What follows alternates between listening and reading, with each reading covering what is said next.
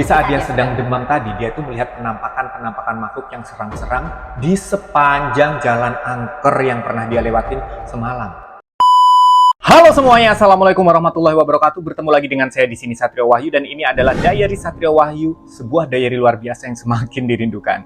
Di video kali ini saya akan kembali menceritakan kisah horor, di mana kisah horor ini datang dari seseorang yang bernama Anto. Aku nggak tahu Anto ini nama asli atau bukan, yang jelas dia menyebut dirinya dengan Anto namanya.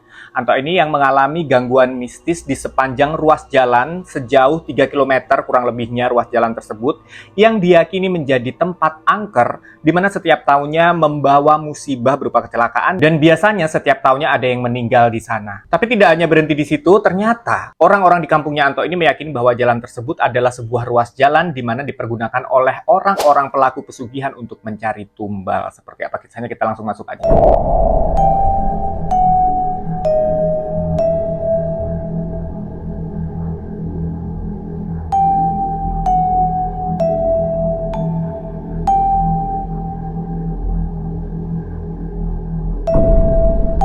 Mungkin kalian pernah mendengar kisah-kisah angker sepanjang sebuah jalan di kota kalian atau di tempat lain. Banyak penampakan hantu-hantu gentayangan, kadang nyebrang, kadang mengganggu pengguna jalan, bahkan sampai menyebabkan kecelakaan. Bahkan tak jarang sampai berakibat sangat fatal, sampai berakibat kematian terhadap si pengguna jalan ini. Biasanya selalu saja setiap tahun ada yang meninggal di sana. Ternyata tak jarang orang-orang percaya bahwa jalan seperti ini adalah tempat di mana para pelaku pesugihan mencari tumbal. Jadi jin-jinnya itu sengaja ditaruh di sana. Jin penglarisan, jin pesugihan, supaya mereka tuh dapat makan di sana dengan cara mereka sendiri. Dan cerita kali ini datang dari seseorang yang bernama Anto, yang tinggal di sebuah kota yang tak mau disebutkan nama kotanya di mana, yang jelas ini di Jawa Timur, yang pernah mengalami gangguan makhluk halus di sebuah ruas jalan, hingga iblisnya ini, ya iblis aku nyebutnya ya, karena ini kan jin yang dipelihara orang untuk pesugihan, itu sampai ikut ke rumah. Jadi ceritanya Anto ini pulang main dari rumah sahabatnya namanya Noko di tetangga kampung, di sebelah kampungnya dia gitu. Dia ini pergi main bareng Rian sahabatnya juga, jadi mereka tuh berteman bertiga ya, Rian, Noko, Anto.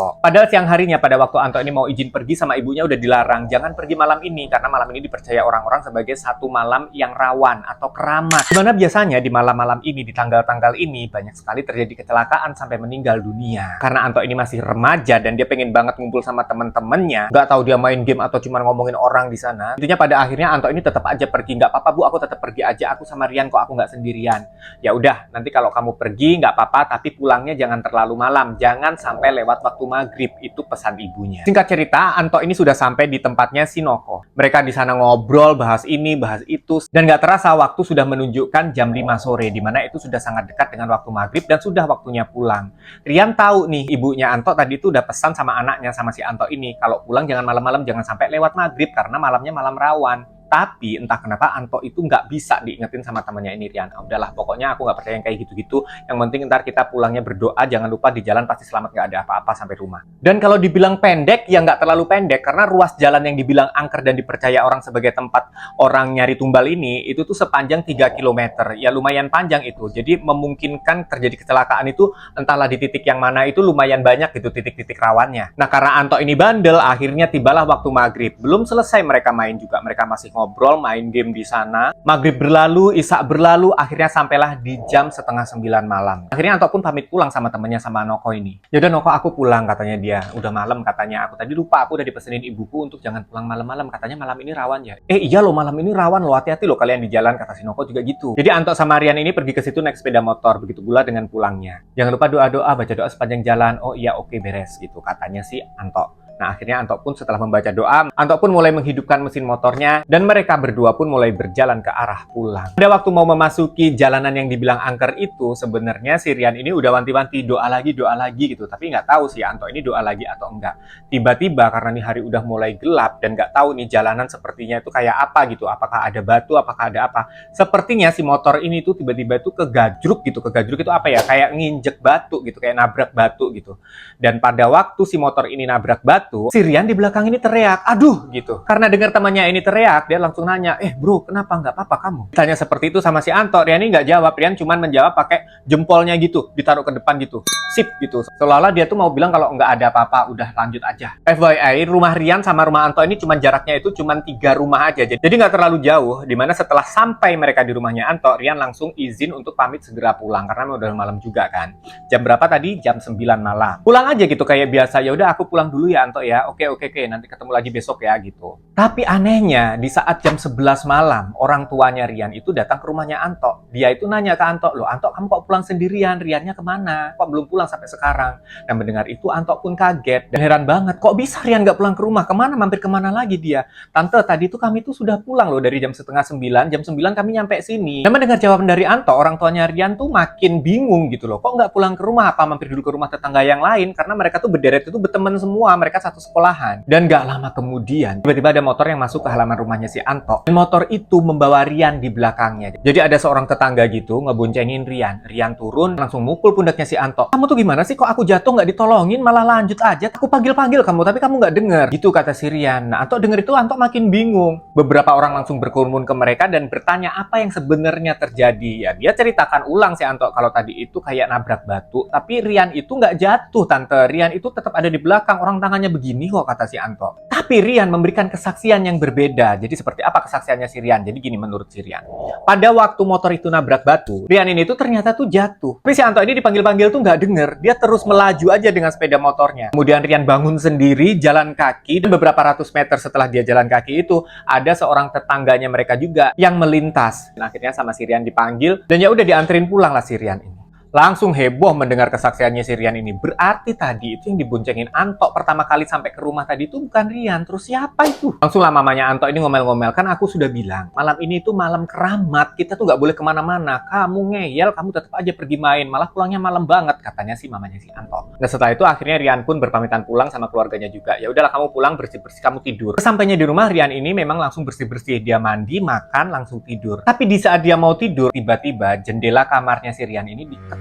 Jadi kamarnya Rian itu paling depan di rumahnya. Jadi di depan jendelanya itu langsung jalan raya. Dan kalian tahu siapa yang ngetok? Yang ngetok itu adalah sosok laki-laki kurus berkulit hitam, botak, pelontos, tangannya panjang, jarinya panjang-panjang, kurus-kurus, dan matanya itu lebar merah. Dia ngetok-ngetok jendela kamarnya Rian. Lihat penampakan yang seseram itu, tentu saja Rian ketakutan. Rian langsung bangkit, pergi lari menuju ruang tengah, di mana di ruang tengah itu ada adiknya Rian yang sedang tidur sendirian. Akhirnya malam itu Rian pun tidur sama adiknya di ruang tengah. Nggak berani dia tidur di kamar. Dan nggak sampai di situ, ternyata besoknya selepas asar, tiba-tiba Rian ini badannya demam. Makin malam makin panas, makin malam makin panas. Demamnya makin tinggi, makin tinggi, makin tinggi. Dan awalnya karena orang tuanya si Rian ini menganggap ini mungkin adalah sakit biasa, mereka ngasih dia obat penurun demam. Walaupun demamnya memang tinggi sekali, sampai si Rian ini tuh ngigo. Ngigonya tuh yang kayak ketakutan gitu, jangan. Alhamdulillahnya 3 jam setelah dia dikasih obat penurun demam, akhirnya demamnya Rian ini turun. Saat demamnya turun, ternyata si Rian itu udah dikelilingi sama keluarganya, bapaknya, ibunya, adiknya, Anto, bapak ibunya Anto, sama beberapa tetangga yang lain. Mereka penasaran sebenarnya dia tuh tadi tuh melihat apa bisa sampai ngigo jangan itu. Ternyata nih ya, menurut pengakuannya Rian, di saat dia sedang demam tadi, dia tuh melihat penampakan makhluk yang seram-seram di sepanjang jalan angker yang pernah dia lewatin semalam. Dan konon katanya kondisinya jalan angker itu kalau di dunia nyata itu sebenarnya kanan kirinya ya rumah-rumah biasa. Tapi ternyata di dunia gaib itu berbeda. Tidak ada rumah kanan kiri di jalan raya yang angker itu tuh nggak ada. Tapi yang ada itu hutan dan beberapa rumah gedung-gedung tapi semacam rumah tua. Dan Rian pun nggak pernah ngelihat rumah itu di dunia nyata. Kalau biasanya dia lewat situ siang-siang nggak pernah ada. Tetapi waktu dia tuh ngigo, dia itu ngelihat pemandangan yang memang beda lah gitu. Dan di sepanjang jalan 3 km itu berderet makhluk-makhluk seram. Dengan penampakan yang bermacam-macam. Tetapi di antara banyaknya makhluk seram yang ada di sana yang katanya itu puluhan, ada 4 sosok yang paling diingat sama si Rian. Yang pertama adalah sosok laki-laki tinggi kurus hitam yang ngetok jendela kamarnya. Dan di sebelah sosok hantu seram yang tinggi itu, ada sebuah kurungan raksasa dari kayu yang berlumuran darah katanya. Selain itu dia juga mengingat 3 sosok pocong yang kain kafanya itu berlumuran darah. Dan pocongnya itu tidak kecil-kecil seukuran manusia, tetapi tingginya itu lebih dari 3 meter. Rian juga melihat ada sosok ular bersisik emas terbaring terbujur gitu aja di pinggir jalan. Anehnya sosok ular bersisik emas ini memiliki sorot mata yang sangat mirip dengan manusia. Dan yang paling serem penampakannya menurut Rian adalah ada sosok Gondoruo. Jadi ada laki-laki tinggi besar berbulu hitam yang matanya merah gitu. Dia berdiri di pinggir jalan dengan menimang-nimang jenazah yang berlumuran darah, di mana sesekali jenazahnya itu tuh dijilat sama si Gondoruo ini. Jadi semacam dipakai buat mainan. Nah, karena mendengar cerita si Rian, keluarga dan juga tetangga-tetangga ini nganggapnya ini pasti ada yang nggak beres. Ini pasti ada sesuatu yang berbahaya dan lebih dari biasanya yang mau menimpa dirinya si Rian ini. Akhirnya mereka pun memanggil seorang biasa dipanggil sebagai Ustadz Ahmad. Di mana Ustadz Ahmad itu nggak tahu apa yang dia lakukan, dia melakukan sebuah mediasi sehingga dia mampu mengetahui apa yang sebenarnya terjadi. terjadi. Jadi menurut Ustadz Ahmad memang benar. Sepanjang jalan 3 km yang merupakan jalan angker itu memang benar adalah jalan yang dipakai oleh para pelaku pesugihan dan pelarisan untuk meletakkan jin atau setan-setan peliharaannya mereka agar mereka bisa mencari tumbal atau makanannya sendiri. Makanya itu setiap tahunnya ada saja yang meninggal di sepanjang jalan itu. Dan di antara makhluk-makhluk itu ada satu makhluk yang pengen sekali Rian itu ikut dia. Jadi Rian itu mau ditumbalin. Nah, makhluk apakah itu? Dan makhluk itu adalah makhluk laki-laki tinggi kurus berkulit hitam yang ngetok jendela kamarnya Rian. Tapi untungnya si Rian ini bisa selamat. Dan konon katanya Rian ini bisa selamat karena kemana-mana Rian ini selalu memakai sebuah cincin yang merupakan warisan dari kakeknya dia dan juga dari kakek buyutnya dia. Jadi turun-temurun itu cincin itu. Akhirnya Rian pun bisa selamat. Tapi ternyata si iblis penunggu jalan angker itu yang menginginkan Rian untuk jadi tumbal itu nggak terima kalau Rian ini terlepas gitu aja. Harusnya kemarin malam pada waktu motornya itu nabrak batu, itu terjatuh dan akan terjadi kecelakaan tunggal. Di mana nyawa Rian pun akan diambil oleh sosok tersebut. Tapi kalau menurut aku ya, dari sekian sosok yang paling seram itu justru sosok pocong yang berdarah-darah. Nggak tahu kenapa, aku tuh selalu takut banget kalau ngeliat sosok pocong, apalagi berdarah-darah begitu. By the way, aku yakin di antara kalian pasti langsung teringat akan beberapa ruas jalan. Biasanya tuh suka ada tuh beberapa kota di Indonesia. Mau di Pulau Jawa, mau di luar Pulau Jawa, biasanya tuh ada tuh ruas jalan yang biasanya disebut sebagai jalur tengkorak, di mana sering terjadi kecelakaan setiap tahunnya, bahkan ada yang meninggal. Tapi biasanya ya, kalau jalan-jalan kayak gini, kalau bawa tumbal, kalau ngambil tumbal, itu biasanya yang meninggal itu kecelakaannya tuh nggak harus tabrakan, tapi juga seringkali terjadi kecelakaan tunggal, jatuh sendiri, mati sendiri di situ. Kayak tanpa sebab gitu. Atau juga bahkan biasanya si korban kecelakaan tuh masih hidup waktu di situ karena kecelakaannya tidak terlalu parah, tapi pas begitu dibawa ke rumah sakit, meninggal lah di rumah sakit itu. Gimana menurut kalian? Apakah relate dan pernahkah juga terjadi di kota kalian? Dan apakah kalian juga pernah mendengar kisah-kisah semacam ini? Thank you banget sudah mau menyimak video ini dari awal sampai akhir. Assalamualaikum warahmatullahi wabarakatuh dan salam semakin viral.